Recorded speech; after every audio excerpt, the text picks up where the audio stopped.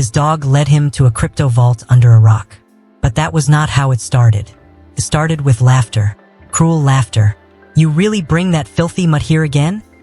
A boy in a varsity jacket scoffed, pointing at the dog with a smirk. "This place is for people, not stray animals." Everyone turned. A circle formed around the boy. But the man they were mocking, the quiet one with second-hand boots and a patched hoodie, just stood there. No response. No anger. Just calm. The dog, a muddy-coated shepherd mix, leaned gently against his leg. Its ears twitched, as if sensing something deeper in the air. Tension. Pain. Or maybe something waiting to happen. A gust of wind scattered dust across the yard. The quiet man tightened his grip on the old leash. Still silent. "What? You think you're better than us now?" The boy stepped closer. "Go back to wherever you crawled out from. You and your damn dog."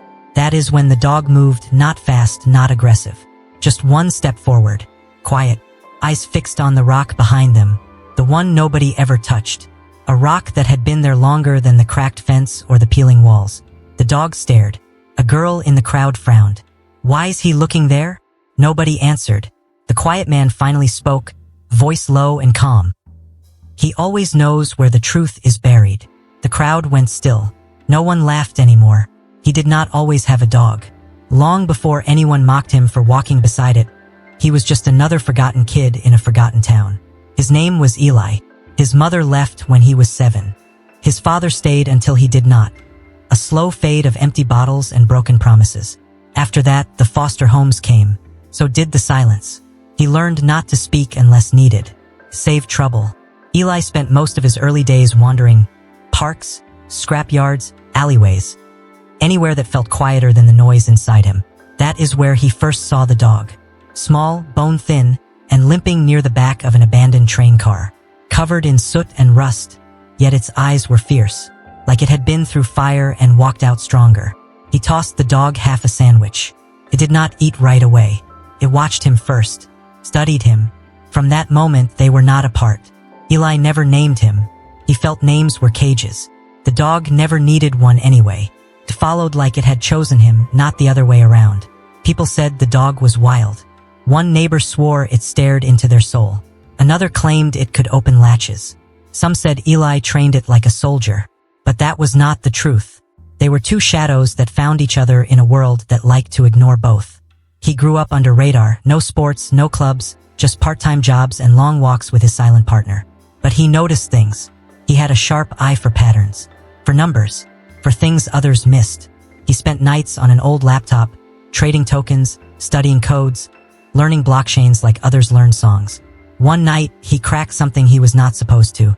A string of keys buried under layers of fake identities and broken wallets. Someone had left a trail, not by accident, on purpose, like a test, or a message. And right after, he started noticing strange cars parked near the edge of his block. The dog started sleeping by the door, back to the wall, ears up. Eli knew 2 things from his childhood. Trust is earned slowly, and danger always comes quietly. Both were now walking toward him, and neither were strangers. Eli lived in the kind of place people drove through but never stopped. A town with 1 grocery store, 2 gas stations, and more secrets than jobs. Rust clung to everything. Fences, signs, even the sky. The days felt longer there, like time had agreed to slow down and watch people break quietly. He rented a back room behind an old hardware shop. No one asked questions there. The owner was nearly deaf and only opened the store to keep himself from forgetting what day it was. Eli's world was small but predictable. Mornings began with cold water splashed on a cracked mirror. Breakfast was whatever he could afford, sometimes just bread and tea. The dog always waited near the door, alert, ready. They walked the same path every morning. Past the abandoned bank with boarded windows. Past the alley where kids tagged walls with words they barely understood. Past the school. The school stood out. Not because it was big, it was not, but because of the gate. Tall, clean, and locked with codes. Inside were students in perfect uniforms, shoes that never touched dirt, and eyes that looked through Eli like he was not there. It was a private school, built with donations from people whose names no one could pronounce without checking a plaque. Eli worked nights cleaning their hallways. He pushed brooms while the rich kids slept. Sometimes he fixed their broken routers or patched up their school site. They never saw him, but his hands touched everything, Desks, keyboards, smartboards. Silent, invisible. There was a system in place here. A hierarchy as solid as the bricks in the wall. If you were not born into it, you stayed beneath it. And Eli had grown up underneath long enough to know how heavy that weight could be. The dog was not welcome there. Some kids threw things at it from the windows. One teacher warned Eli to keep that thing on a leash or out of sight. But it never barked. I only watched it. It watched everything. One day, as they passed the front gate, the dog slowed down. Its eyes locked onto something beneath the edge of the trimmed hedges. A rock. Not unusual, except it did not belong. Too smooth, too placed, like it had been set down on purpose. Eli stopped, knelt beside it and brushed away some soil. The dog leaned closer, ears twitching. Underneath that rock was something that did not look like it belonged in this world. It happened on a Tuesday. Eli was mopping the main hallway of the school. The same hallway where students passed with their polished shoes and heavy perfumes. His head was down, earbuds in, humming to the quiet rhythm of something soft.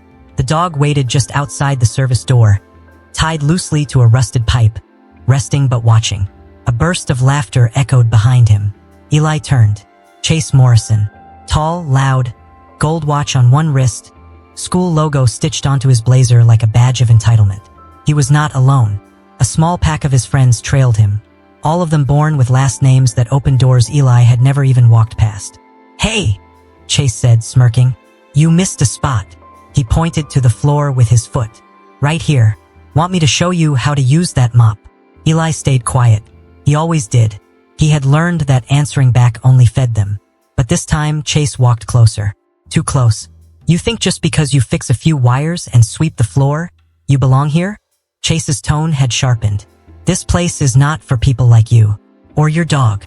That word hit harder than it should have. Your dog. Like it was something dirty. Like it did not belong. Outside, the dog stood. Not barked. Not growled. Just stood. Chase noticed through the glass. "Oh look," he grinned. "Your little rat's watching. Maybe it wants a clean turn too." He opened the door and tossed something out. A crushed juice box. It hit the dog on the side. The dog did not flinch. Simply stared, still as stone. Eli's hand gripped the mop tighter, but he said nothing. A teacher walked by, glanced briefly, then turned away. No one stopped it. No one said a word. Because Chase's father paid for half the school's new tech lab. And that meant Chase could do anything. Eli bent down, picked up the juice box from the ground, and threw it in the trash. He did not look at Chase. He did not need to. But in that moment, something shifted. Not in Eli's face, but in the air between them. The dog returned to its place and sat. Its eyes are still fixed on the school. On the rock. In truth, nobody else could see yet. Not yet. That night, Eli did not sleep. He sat on the floor beside the dog, a blanket wrapped loosely around his shoulders. The room was quiet except for the soft ticking of an old wall clock and the faint sound of the dog breathing beside him. His hands trembled as he held a small notebook. Not because of fear, but because of something else. Something heavier. He flipped it open. Inside were pages filled with numbers, shapes, patterns, codes he had been writing for years. It was his way of thinking, of finding control where there was none. The scene with Chase kept playing in his mind. Not because it was new, but because he had felt nothing. No anger, no sadness, just numb. But his dog, his only real companion, had taken a hit, and Eli had done nothing. That part hurt more than the insult. He looked down at the dog now, resting quietly with one ear up, always listening. "I should have said something," Eli whispered. "I should have stopped him." The dog shifted, inching closer, pressing its head against his leg. A small gesture, but enough to break something open inside him. He remembered the first night he had brought the dog home. How it refused to sleep until he had turned off every light. How it only rested when it knew Eli was safe. Since then, the dog had watched over him through everything. Hunger, cold, loneliness. And tonight, it watched him fight with thoughts he could not speak aloud. He pulled his laptop close. The screen flickered to life. Lines of code scrolled past. Most people would see chaos. Eli saw a map. He opened an encrypted file, something he had found months ago buried inside a defunct crypto exchange's backend. It was strange, fragmented, written in a format few would recognize. Not instructions, not transactions, coordinates. He typed slowly, careful not to skip a beat. When he was done, he stared at the result. The location matched the school. The same place he cleaned every night. The same place where the rock sat. Untouched, ignored, misplaced. His eyes widened. "What if it's real?" he whispered. The dog raised its head. Eli leaned back, breathing in deep. The past, the shame, the silence. It all pointed to something waiting beneath the surface. He was not just a janitor. He was sitting on a secret, and his dog knew it all along. The next morning, something felt different. Eli moved through his routine as usual: cold water, a slice of bread, worn boots tied tight. But the air carried a quiet urgency. The dog stayed closer than usual, its gaze sharper, movements more alert. It was as if they both sensed something shifting. They walked to the school early, long before students arrived. The gates were still locked, the ground silent except for the soft rustle of wind brushing through the trees. Eli stopped near the hedge line. There it was again, that smooth, out-of-place rock, half buried beneath a layer of soil. The dog stepped forward, sniffed, then pressed its paw against it. Once, twice, then sat back and looked at Eli. Eli glanced around, then knelt. Slowly, he dug under the rock with his fingers. Beneath it, he found a patch of tightly packed dirt and something metallic. His heart thudded. He carefully pulled it out. A small, sealed black case. No label, no markings, just a fingerprint scanner on the front. The dog stood up. Eli wiped his hand, pressed his thumb against the surface. Nothing. Again, still nothing. Then he noticed it. The edge of the case had a slot just barely wide enough to slide something through. He remembered a coin he had found months ago, tucked inside one of the crypto wallets he hacked. Not real currency, a physical cold wallet with symbols etched into it, like it belonged to something ancient. He rushed home with the case, the dog at his side. Inside his drawer, beneath layers of paper and wires, was the coin. He slid it into the slot. Click. The case opened. Inside, two things: a hard drive and a folded piece of paper with a single sentence handwritten in blue ink. "If you found this, you already know what to do. Protect it. Trust the dog." Eli stared at the message. His fingers trembled as he lifted the drive. It was heavier than it looked. That night, as he loaded the drive into his laptop, the screen flashed with keys, not just one wallet, but dozens. Hidden accounts, encrypted assets, millions in crypto moved and masked over years. Someone had left this for a reason. And now, Eli was no longer just the janitor who cleaned their floors. He was holding the key to something much bigger. And the dog, the one they mocked, the one they hit, had led him straight to it. Later that week, the air at school turned colder. Not because of weather, but because something was coming. Eli felt it in the way the staff whispered more, how the security guards lingered longer near entrances. He noticed when a black SUV parked across the street and did not leave for hours. Someone knew. He kept his head down, pretending like nothing had changed. But inside, his thoughts moved fast. He was still working nights, still cleaning classrooms. But now he was watching everything. And someone else was watching him. One afternoon, while fixing a broken projector in the media room, Eli heard footsteps. Not casual ones. Sharp, deliberate. He turned just in time to see Chase Morrison step in, arms folded. "No dog this time?" Chase asked, a fake smile on his face. "Good. You should keep it chained." Eli said nothing. His hands stayed steady on the wires. Chase stepped closer. "You walk around like you own this place lately. You don't. You're still just the janitor. Don't forget that." Eli met his eyes for the first time. Quiet, calm. He did not speak, but something in that silence made Chase pause. Then a sound. Outside, the dog barked, but not an ordinary bark. Short, urgent. Eli moved fast. He pushed past Chase, ran to the back exit where he always tied the leash, but the leash was snapped. The dog was gone. No, not gone. Across the yard, near the tech lab, a student screamed. Eli rushed toward the sound. There was the dog, standing between a younger student and a man in a gray suit who did not belong there. The man was reaching for something. The dog growled low, steady, not attacking, but ready. A security guard arrived seconds later, followed by a teacher. The man backed off, hands raised, trying to explain. He said he was here to check the wiring. The student stammered. But he was trying to get into the server room. Eli grabbed the student's arm gently, pulled them back. The teacher nodded at the guard, who began questioning the stranger. Chase stood nearby, watching, confused. Suspicious. Later that night, Eli sat outside the school gates. The dog curled beside him.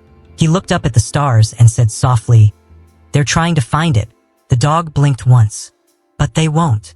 Because for the first time in his life, Eli was not just surviving. He was preparing. And now, someone else was about to learn what that really meant. It started with whispers. At first, they came from the students. A few had seen the man in the gray suit. A few noticed the dog's strange awareness, how it never barked without reason, how it seemed to patrol the grounds more than play. Then a rumor spread. The janitor had money. Real money. Someone overheard him speaking softly near the lockers. Something about keys and cold storage. One kid said he saw Eli's laptop, full of lines and blinking codes he could not understand. By Friday, even the teachers were looking twice. But Eli stayed quiet, until Chase decided to make a move. In the cafeteria, Chase waited until most trays were half empty and noise echoed off the tiled walls. He stood up in front of the crowd and raised his voice, loud enough for all to hear. "Hey Eli," he shouted. "Why don't you tell everyone what you really do after hours? Still pretending to mop floors while hacking the school servers?" Heads turned. Eli stood near the vending machine, calm as ever. Chase walked over, holding something, a printed sheet. It was a screenshot, blurred but revealing. Crypto balances, long strings of characters, a wallet address. "You think you're clever, huh?" Chase continued. "Using the school system to run your little operation? Who even are you?" Eli looked at the paper, then at Chase. He did not reach for it, did not defend. Instead, he said quietly, "That file you printed, it is 2 years old, and it was planted there." Chase blinked. "I know because I put it there." For the first time, the cafeteria went silent. "You've been watching the wrong system," Eli added. "And now, someone else is watching you." The dog appeared at the cafeteria door, standing tall, alert. It walked in calmly, eyes scanning the room. "By the way," Eli continued, still soft-spoken, "he is not just my dog." A few students gasped. The dog turned sharply and walked straight to Eli's side, stopping with precision. Too perfect, too trained. A coach in the corner muttered, "That's not a street dog, that's a K9, military bred." Eli reached into his pocket, pulled out a folded ID. Not his school badge, but a government-issued card. "I clean this place because I choose to," he said. "But I own the land this school is built on." Chase stepped back. "And you," Eli added, locking eyes with him. "You've been standing on my property with very dirty shoes." Nobody laughed. Nobody moved. The shift had begun. The silence in the cafeteria did not last long. By the end of the day, the principal had been called into a private meeting. Half the staff had gone pale, whispering in corners, unsure of what was real anymore. Emails were sent. Screens were locked. Suddenly, the school's Wi-Fi was under maintenance. But the truth was out. It traveled faster than rumors ever had. Eli, the boy who mopped their floors, was not just someone with a smart dog and quiet eyes. He was someone with ownership papers, someone with power. And now, no one knew what to do with him. Chase tried to play it off. "He's lying," he told his friends. "Anyone can fake a badge. That dog's probably just trained by YouTube." But his voice wavered, and people noticed. That night, another black SUV returned. The same one that had been lurking for days. Except this time, the driver did not stay inside. The dog barked once. Eli stepped outside the hardware shop's back door. He knew who they were. The man stepped forward, suit neat, shoes too clean for a town like this. "We need to talk," he said calmly. Eli nodded. "You already are. We believe you're in possession of a highly sensitive crypto asset. Our agency is aware of the vault key you found." Eli crossed his arms. "Then you should also know I activated a dead man script. If anything happens to me or the dog, it sends a copy of everything to every financial watchdog in the country." The man hesitated. Inside the school the next morning, Chase found his locker sealed. A note from administration awaited him. Temporary suspension pending investigation. Teachers avoided his eyes. The coach who once laughed at the dog now nodded respectfully as Eli passed by. Later, during lunch, a new student raised a hand and asked aloud, "Is it true you saved someone from a break-in last week?" Eli just gave a small nod. But the dog turned its head and stared at the security camera in the corner, like it knew exactly who was still watching, and what they were afraid of, that the boy they once overlooked had become the one person who could not be controlled. Justice came quietly. No police sirens. No dramatic arrests.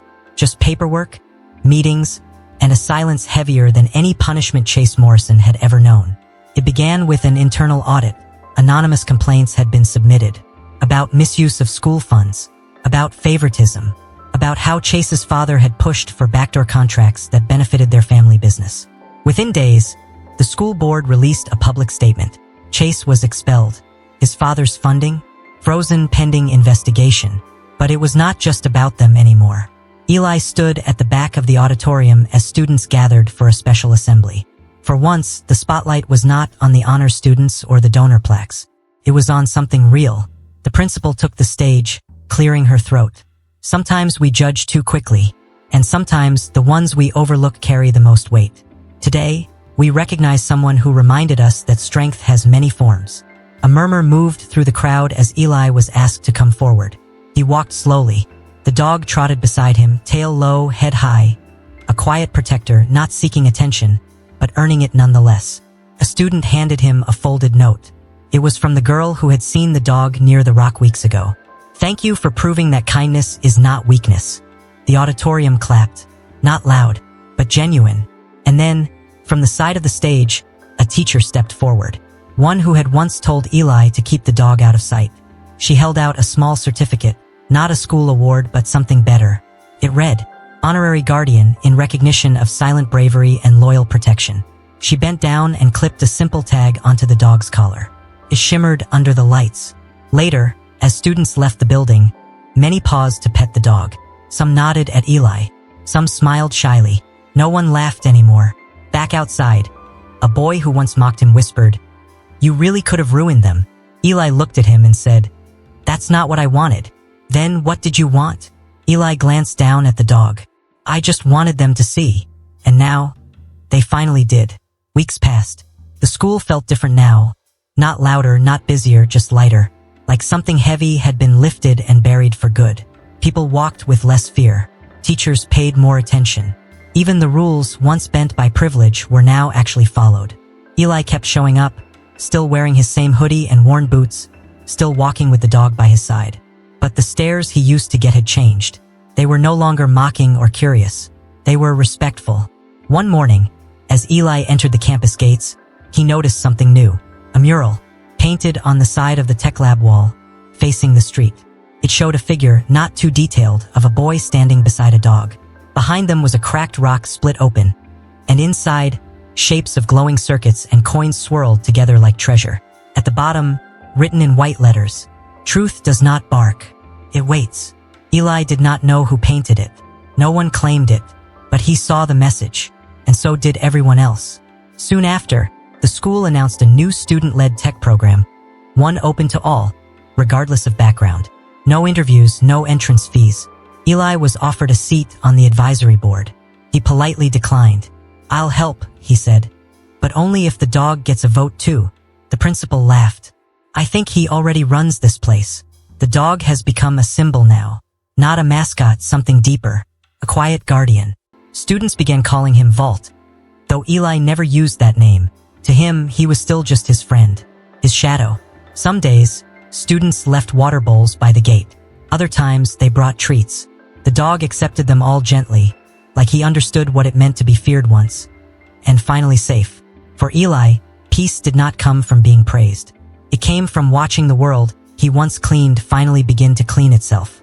And in the quiet moments, in the soft warmth of the dog resting by his feet, he finally let himself believe this place was home. 1 year later, the town had changed, but not in big flashy ways. It was still quiet, still dusty in places, still small, but the school no longer belonged to the few. It belonged to the ones who showed up, who tried, who stayed kind even when they had nothing. Eli walked the path he always had, from his rented room behind the hardware shop to the school gates. Only now, the gates opened for him before he reached them. A motion sensor had been installed there, but some believed the system just recognized him. Beside him, the dog, older now, with a little more gray around the eyes, walked slowly but proud. Inside the school, students greeted them by name, even the youngest ones. They no longer whispered about the janitor with the secret. They just said hello to Eli. and gave gentle pats to Vault. Eli had taken on a quiet role, not a teacher, not a leader, but something in between. He helped students who struggled. He fixed things no one else noticed. And he listened. He never spoke about the vault, the crypto, the keys, the hard drive. That life stayed locked away, safe, untraceable, because it was never about money. It was about dignity, about proving that value has nothing to do with shoes, last names, or uniforms. One afternoon, as the sun dipped low behind the buildings, Eli sat beneath a tree near the mural. Vault rested beside him, eyes closed, tail flicking gently. A student passed by and stopped. "Mr. Eli," she said shyly, "did you really find treasure under a rock?" Eli looked at her, smiled softly, and said, "I found something more important." She tilted her head. "Like what?" He looked down at the vault, then at the school, the trees, the quiet that finally felt safe. "Someone who never gave up on me," he said. The girl smiled and ran off to join her friends. Eli leaned back, eyes half closed. In that moment, just breeze, sun, and silence, he finally understood. Sometimes the real vault is not filled with coins or codes. Sometimes it is the life you build after everything tries to bury you. If the story moved you, imagine how many others it could inspire. Subscribe for more emotional storytelling with hidden truths, loyal companions, and the power of quiet strength. Share this with someone who believes that even the smallest voice or bark can change everything. Tell us in the comments, what would you do if your dog led you to something the world tried to hide?